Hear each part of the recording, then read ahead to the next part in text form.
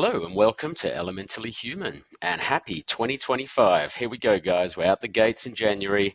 Let's hope that advertising is going to kick in a high gear real quick. But before it does, there's something we really need to talk about, and that's memory. Memory is an extremely important part of advertising, but it's not really measured. I want to explain why memory is important and what our research at Element Human is telling us about how it can be used to achieve your brand goals. Let's dive in. So before I worked at Element Human, I used to work for a number of media owners. And so I would see a lot of what you would call end of campaign reports. So the brand who has spent their money with the platform is going to get this report back that's going to tell them about how the campaign met its goals. So let's take a look. We've got 1.2 million impressions. This will count every single ad that is served to a page, regardless of whether it was actually in view or not, or seen or not. As long as it's loaded on the page, it was going to get counted. Then you might see something like this, a frequency count. So 1.2. So that means that those who saw the ad saw it a average of 1.2 times across those that were reached. Unique browsers. So because people are able to see an ad more than once, then just because we've delivered 1.2 million impressions doesn't mean we've reached 1.2 million people. And you've noticed that doesn't actually say reach. And the reason it says unique browsers rather than reach is that many media owners don't actually know exactly how many people they reach because people swap between different devices. If you think about a Venn diagram, we had a certain amount of people that came to our mobile site, we had a certain amount of people that visited our website, but we don't know how many people did both and therefore give you an actual reach figure. And so they use this term unique browsers a lot of the time. Then you're going to see something like this, viewability. Remember how I told you that all the ads that were served are not necessarily above the fold? Viewability is going to tell us what percentage of those impressions were in view. This is something that's popped up maybe about 5 or so years ago when it emerged that 1.2 million impressions was not necessarily being seen, but it was still being paid for. So brands started to demand viewability figures that would then tell them of what I've paid for, how much was actually shown. Okay, this is where it gets interesting. 18,518 engagements. What does that mean? That means that's how many people clicked the ad. And that's really the only measure in most cases of any kind of engagement, any kind of reaction to the advertising. We served 1.2 million ads. We reached around 1 million people and about 18,500 of them clicked. That is a click-through rate of 0.15%. 0.15%? Boy, that sounds low, doesn't it? This is typical of click-through rates. They're really small. I've gone and pulled some click-through rates data from an ad platform to show you what they look like. And these are real figures that were really served in real life for a series of ads that ran on a platform. They're extremely small. And what that essentially means is the majority of people who see advertising don't engage with it in any kind of way that can be tracked. And this can cause a problem for us because if we think about it, a brand is reaching an audience. That's what they're paying to do. They're paying to reach an audience, but merely reaching them is really just stage one in trying to understand how our advertising had an impact. Reaching audiences is not essentially the objective. The objective, most of the time, is sales. And there is a huge journey to go from reaching an audience with your message to getting to a point of purchase. And if the only engagement data that we've got is that some of them clicked, 0.15% of them in some case, we have a real problem in the industry in demonstrating the full ROI of a campaign.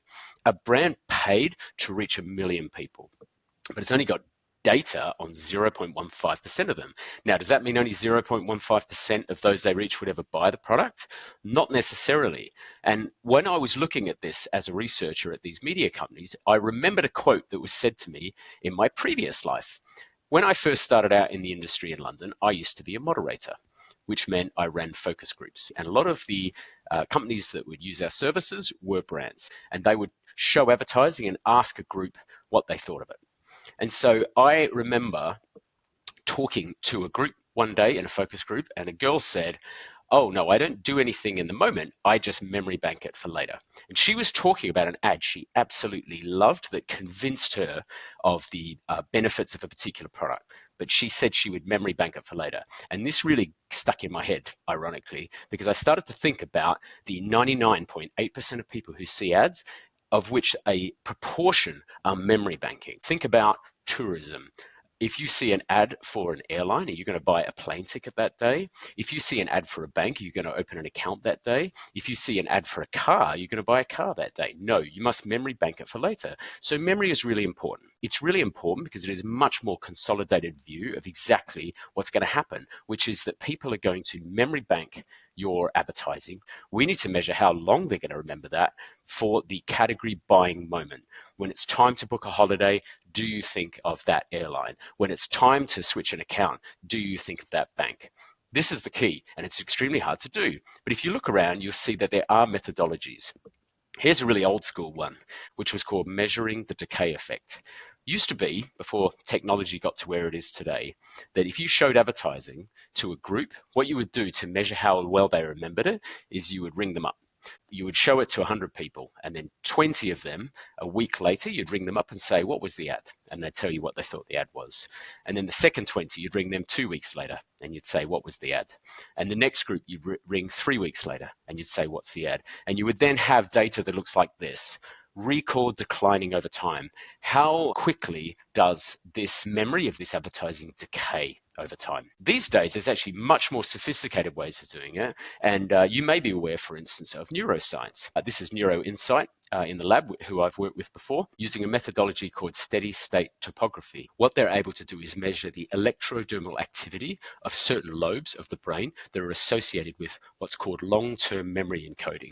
So as they're watching the advertising, if this spikes, what this means is that the experience that the respondent is having is being put into long-term memory. So this is great. And in fact, Element Human teamed up with Neuro-Insight a few years ago to work with the BBC on a project called The Science of Memory. And what it meant was that Element Human could bring its emotion technology together with the long-term memory encoding technology of Neuro-Insight to answer a really interesting question, which is, what is the relationship between emotion and memory? Is emotion a key driver of memory for the benefit of brands and advertising? And so we did this study in a number of different markets around the world and learned some really interesting things. The first one is that we discovered that emotion is a key driver of memory encoding. We saw time and time again these spikes of emotion as people watched advertising that really moved them and got their attention and got an engagement out of them. And at the same time, we saw a jump in memory encoding. Emotion drives peaks in memory encoding. What was interesting, though, was it wasn't just happiness. We saw it for happiness, we saw it for sadness, we saw it for anger, disgust, fear. It turned out that it never was the positivity of emotion that was actually the driver of memory. It's about intensity. And so what we started to think about was how intense should content be to deliver great memory of a brand? So these are examples of going through the content that we tested in these markets around the world. We set a threshold of intensity and we counted how many peaks of emotional intensity there were.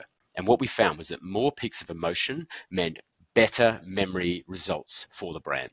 So in this particular case, the piece of content at the top had 5 peaks. You can see those 5 dots, and it ranked in the top 46% for memorability against a global data set.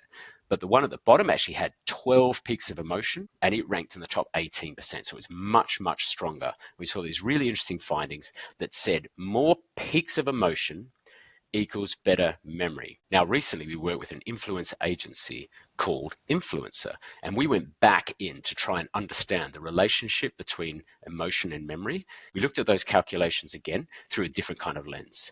And here's what we discovered.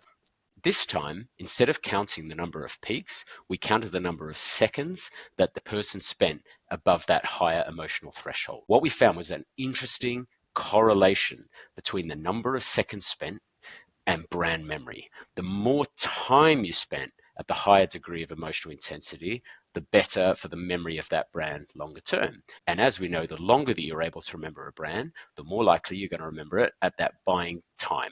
And that could happen 1 month from now, 2 months, 6 months. So really, really important. So where are we with memory, having gone down this exploration of memory, and what is the secret to it? So the first one that we've discovered here through working with Neuro-Insight and then Influencer is the key to brand memory is emotion time. The more time that your audience spends at a high degree of emotional intensity, the more they're going to remember. But the emotion itself doesn't have to be positive. It's about the intensity. It's going to work for positive emotions. It's going to work for negative. The key is intensity and the key is relevance. You need to stimulate the relevant emotion to be associated with the brand. If you're trying to make people laugh and they laugh, that is relevant. If you're trying to make them cry and they cry, that is relevant. However, if you're trying to make them laugh and they cry, something's gone wrong and we have a problem with relevance there. Don't forget, one of the key things we learned through working with neuroscientists was that when you create a degree of emotional intensity, what you are doing is you are triggering long-term memory.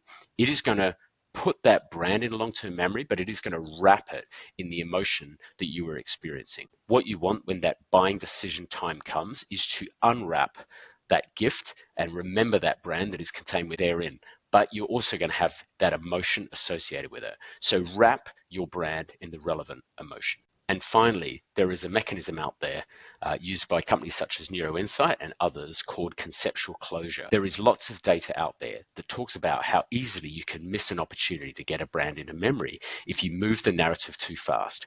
When you have your brand moment, leave some breathing space. Memory takes time.